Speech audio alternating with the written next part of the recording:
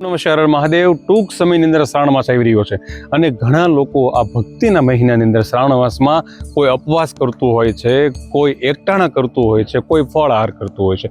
તો આ સમય દરમિયાન ઉત્તમ ફળ આહાર કયો અથવા કયું એવું પૌષ્ટિક બીજ આપણે ઉપયોગમાં લઈ શકીએ? તો આજે વૈદિક ગૌ ઉર્જા સ્થાન બારડોલી સરદાર નગરીમાંથી મારે આપ સૌને કહેવું છે કે આ શ્રાવણ માસ દરમિયાન તમે ઉત્તમમાં ઉત્તમ ફળ જો કહી શકાય તો મગફળી. મગ કરતા પણ શ્રેષ્ઠ ફળ આપે એનું નામ મગફળી. ગ્રાઉન્ડનટ યાની કે પીનટ, ઘણા લોકો માંડવી કહે છે, ઘણા લોકો શિંગદાણા પણ કહે છે. અલગ અલગ વિસ્તારની અંદર અલગ અલગ ભાષાનો પ્રયોગ થતો હોય છે. તો મગફળી એ માનવ શરીર માટે ખૂબ જ ફાયદાકારક છે. એટલા માટે કારણ કે મગફળીની અંદર વિટામિન ડી છે, વિટામિન ઈ છે, વિટામિન B6 છે, વિટામિન B9 છે, જે માનવના મગજની કાર્યક્ષમતાને સારી રીતે ચલાવવામાં ખૂબ જ ફાયદાકારક છે. અને જે લોકોને મગજનું કામ વધારે રહેતું હોય એ લોકો વધારે મગફળી ખાતા હોય છે. તમે જોજો, હું જ્યારે શરૂઆતમાં સ્ટેટ બેંક ઓફ ઇન્ડિયામાં નોકરી કરતો હતો ત્યારે બેંકના અધિકારીઓ, કર્મચારીઓ, બીજા અનેક એવા કોર્પોરેટ ફિલ્ડના કર્મચારીઓ છે એ મગફળીના બીજ ખાતા હોય છે અથવા કોઈ ખારીશીંગ ખાતા હોય છે. શું કામ કે એ મગજ માટે ખૂબ જ ફાયદાકારક છે. અને બીજું, એ ભૂખ પણ ઓછી લગાડે છે. એ ખાઈ લ્યો પછી તમને ભૂખ બહુ નથી લાગતી, સ્નાયુ મજબૂત રહે છે. વિશેષમાં તમે કહીએ તો એની અંદર ખનિજ દ્રવ્યો ખૂબ જ છે. કેલ્શિયમ, સલ્ફર, મેગ્નેશિયમ, આયર્ન, ઝીંક, કોપર, અનેક પ્રકારના એવા ખનિજ દ્રવ્યો છે જે માનવ શરીર માટે ખૂબ જ ફાયદાકારક છે. હવે જ્યારે તમે ઉપવાસ કરો યાની કે ફળ આહાર કરો એ વખતે જો તમે ખાશો તો તમારા શરીરની ઉર્જા ખૂબ વધી જશે. બીજા નંબરની અંદર ઊંઘ સારી આવશે અને વેઇટ લોસ માટે પણ ખૂબ જ ફાયદાકારક છે. ઘણા લોકો એવું કહે કે મગફળીમાં કોલેસ્ટ્રોલ છે. નહીં, મગફળી ખાવાથી, મગફળીનું તેલ ખાવાથી કોલેસ્ટ્રોલ વધતું નથી. હૃદય માટે ખૂબ જ ફાયદાકારક છે. એમાં એન્ટીઓક્સિડન્ટ મટીરિયલ છે, એમાં ઓમેગા-6 રહેલું છે. એ શરીર માટે ખૂબ જ ફાયદાકારક છે. અને મગફળીના દાણાની અંદર ગ્લાયમેટિક ઇન્ડેક્સ ઓછો હોવાને કારણે રક્ત શર્કરાને પણ ઘટાડે છે. તો ડાયાબિટીસના દર્દીઓ માટે પણ ખૂબ જ ફાયદાકારક છે.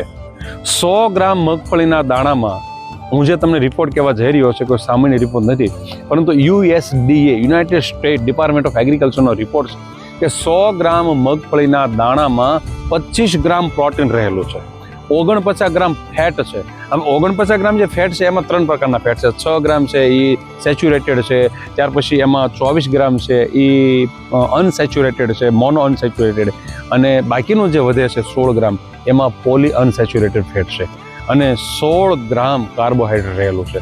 અને એટલું જ નહીં, મગફળીનું તેલ પણ દરેક લોકો ખાતા. આપણા વડવાઓ કેટલું મગફળીનું તેલ ખાતા, બીજું કોઈ તેલ એમને જોયું નહોતું. કદાચ જોયું હશે તો ખાવામાં મગફળીના તેલ સિવાય બીજો કોઈ ઉપયોગ કર્યો નથી.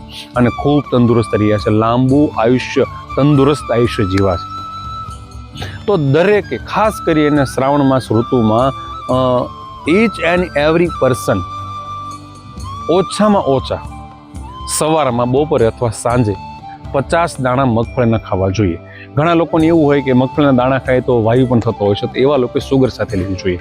અને સુગર સાથે લેવાથી મગજની કાર્યક્ષમતા ખૂબ સારી રહે છે. અને એટલા માટે જો ઘણા લોકો ખારીશીંગની સાથે રેવડી ખાતા હોય છે, કોઈ જગ્યાએ જ્યારે કોઈ ભગવાનનું સત્કાર્ય હોય, કથા હોય, ત્યારે પ્રસાદ આપે ત્યારે મગફળીના દાણા હોય ને એમાં સાકર પણ ઉમેરે છે. એટલું જ નહીં, સત્યનારાયણ ભગવાનની કથા થાય અને એ કથાના પ્રસાદ રૂપે જ્યારે રવાનો પ્રસાદ બને છે, રવાનો ચીરો, ત્યારે એમાં પણ મગફળીના દાણા ઉમેરવામાં આવે છે. અને મગફળીના તેલમાંથી બનેલી આઈટમ ખાવી જોઈએ. સાથે શરીરમાં ઉષ્મા નિર્માણ કરવા માટે આપણે પરિશ્રમ પણ કરવો જોઈએ, મહેનત પણ કરવી જોઈએ, તો જે આપણે ખાધું છે એ સારી રીતે પચાવી શકીએ. અને આપણી દેશી બદામ જેને કહેવામાં આવે છે, એ મગફળીના બીજ ખાઈએ. જેને ગેસનો પ્રોબ્લેમ છે, જેને તકલીફો થાય છે ખાવાથી, તો એ લોકોએ માટીના વાસણની અંદર 50 મગફળીના દાણા ઉમેરી અને એમાં 1 ગ્લાસ પાણી ઉમેરી દેવાનું, અને સવારે એ દાણા, પલાળેલા દાણા ચાવી જવાના અને પાણી પી જવાનું. ખૂબ જ મગજ કાર્યક્ષમ થશે, શરીરમાં શક્તિ રહેશે, સ્નાયુ મજબૂત રહેશે, થાક લાગશે નહીં. અને જેને મગજનો દુખાવો સતત થાય છે, જેને દમ છે, જેને અસ્થમા છે, એ લોકોએ તો ખાસ ભૂલવું નહીં. મગફળીના દાણા એના માટે બ્રહ્માસ્ત્ર છે. તો આજના દિવસે વૈદિક ઉર્જા સ્થાન પરથી આપ સૌને આહવાન છે કે સૌરાષ્ટ્રની દેશી બદામ એટલે કે મગફળીના બીજ સૌ ખાજો અને ખવડાવજો. આપ મગફળીના બીજનો ખાવા માટે ઉપયોગ વધારે કરશો તો ખેડૂતો વાવેતર પણ કરશે, ખેડૂતોને કાર્યક્ષમ ભાવ પણ મળશે અને ખૂબ સારી રીતે દરેક લોકોનું તંદુરસ્ત આયુષ્ય રહેશે. ઓમ નમઃ શિવાય. હર હર મહાદેવ.